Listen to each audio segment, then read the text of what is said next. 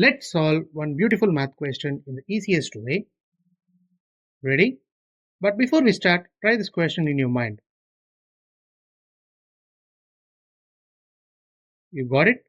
Now, what's the easiest method to solve it so that you will never lose here again?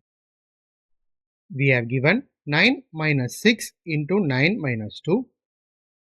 Here we are going to use BODMAS rule to solve this. Solving inside the brackets first, 9 minus 2 becomes 7. Now the entire equation changes as 9 minus 6 into 7. As per the BODMAS rule, first multiplication comes, then subtraction. So 6 into 7 becomes 42. Now the entire equation is 9 minus 42, that is minus 33. Therefore, the solution of 9 minus 6 into 9 minus 2 is minus 33. Hope you guys understood this concept and enjoyed my video.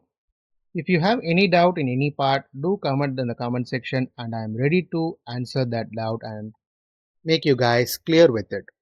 Do share this to your friends and challenge them to solve before watching the video and ask them to comment in the comment section if they did it so. Thank you friends. Do subscribe my channel for more interesting videos like this and we will meet in a new video soon.